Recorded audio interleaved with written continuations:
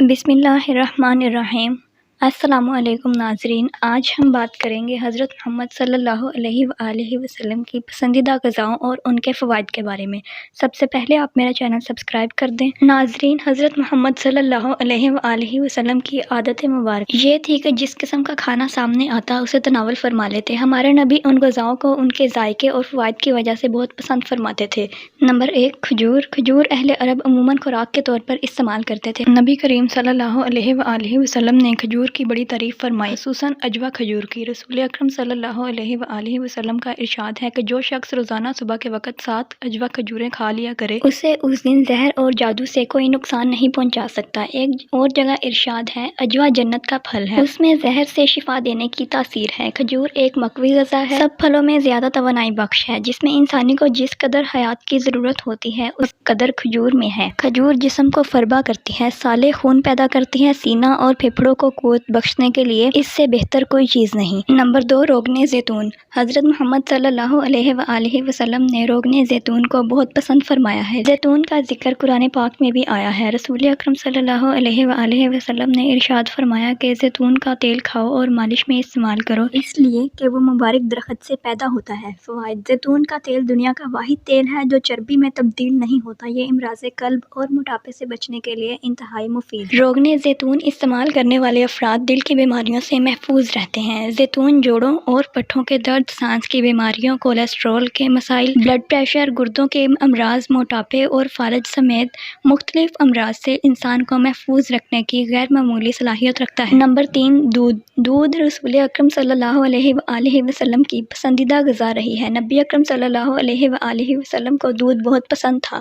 آپ اکثر گائے اور بکری کا دودھ استعمال فرماتے۔ آپ کا ارشاد ہے، کوئی چیز ایسی نہیں جو طعام اور مشروب دونوں کا کام دیتی ہو سوائے دودھ کے۔ حضرت صہیب رضی اللہ تعالی عنہ سے روایت ہے کہ آپ صلی اللہ علیہ وآلہ وسلم نے ارشاد فرمایا، تم لوگ گائے کے دودھ کو اپنے لیے لازم قرار دے دو، کیونکہ یہ شفا بخش ہے اور اس کا گھی دوا ہے۔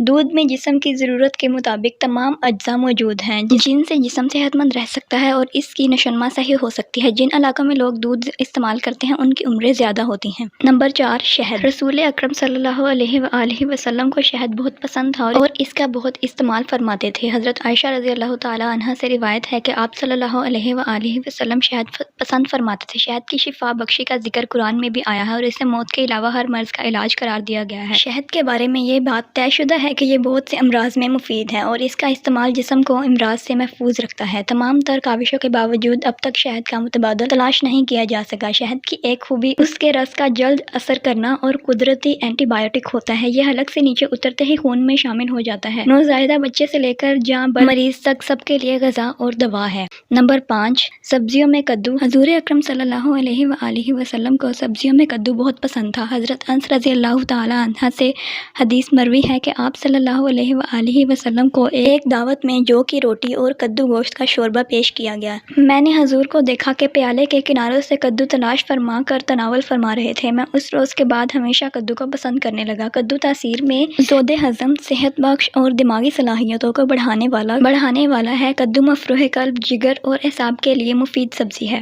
نمبر 6، جو کی روٹی۔ نبی اکرم صلی اللہ علیہ وآلہ وسلم کی مرغوب غذاؤں میں شامل ہے۔ حضرت محمد جو کی روٹی کو بہت پسند فرماتے تھے۔ حضور اکرم صلی اللہ علیہ وآلہ وسلم نے اپنی ساری زندگی میں کبھی بھی میدہ کی روٹی تناول نہیں فرمائی۔ ابو داؤد میں حدیث ہے کہ آپ صلی اللہ علیہ وآلہ وسلم نے جو کی روٹی کا ٹکڑا لیا اور اس پر کھجور رکھی اور فرمایا، یہ اس کا سالن ہے، اور تناول فرما لیا۔ نمبر 7، سرکہ۔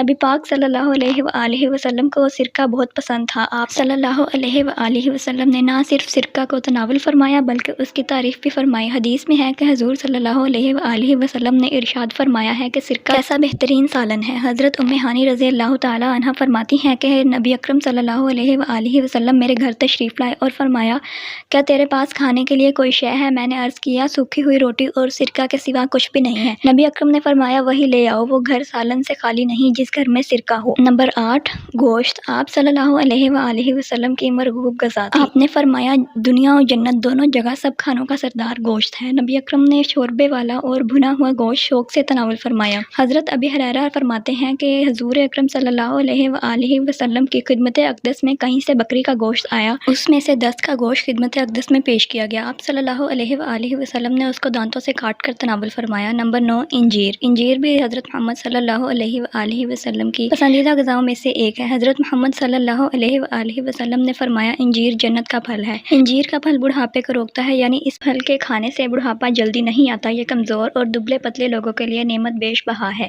ماہرین طب کا کہنا ہے کہ روزانہ انجیر کھانے سے موٹاپے پر قابو پایا جا سکتا ہے۔ انجیر کے اندر پروٹین، معدنی اجزاء، شکر، کیلشیم، فاسفورس پائے جاتے ہیں۔ دونوں انجیر یعنی خشک اور تر میں وٹامن اے اور سی کافی مقدار میں ہوتے ہیں۔ وٹامن بی اور ڈی قلیل مقدار میں ہوتے ہیں۔ ان اجزاء کے پیش نظر انجیر ایک مفید غذائی دوا کی حیثیت رکھتا ہے۔ نمبر 10 انگور۔ حضور سیدنا عبداللہ ابن عباس رضی اللہ تعالی عنہ فرماتے ہیں کہ میں نے نبی کریم صلی اللہ علیہ وآلہ وسلم کو انگور کے خوشے اس طرح تناول فرماتے ہوئے دیکھا کہ خوشہ منہ میں لے کر دانے توڑے اور تنقول کو باہر کھینچ لیا۔ اللہ کی نعمتوں میں سے ایک نعمت انگور ہے جو انتہائی لذیذ اور بے مثال قوت بخش پھل ہے۔ اسے صحت و توانائی اور فرحت و انبساط فراہم کرنے کے لحاظ سے ایک اچھوتا اور پرکشش پھل تصور کیا جاتا ہے۔ انگور میں carbohydrates, protein, vitamin A, vitamin C, calcium اور آئرن پائے جاتے ہیں جو انسانی صحت کے لیے بہت مفید ہوتے ہیں۔ یہ ہر عمر کی خواتین کی توانائی کی ضروریات پوری کرتا ہے۔ یہ جسم میں تازہ مصفی خون پیدا کرنے کا سبب بنتا ہے۔ اس کے اندر بے پناہ غذائیت ہوتی ہے۔ اس کا رس نہ صرف معدے کی رطوبت کو مزید ہاضم بناتا ہے بلکہ نظام انہضام کے بعد خون میں شامل ہو کر خون کو صحت مند بھی بناتا ہے۔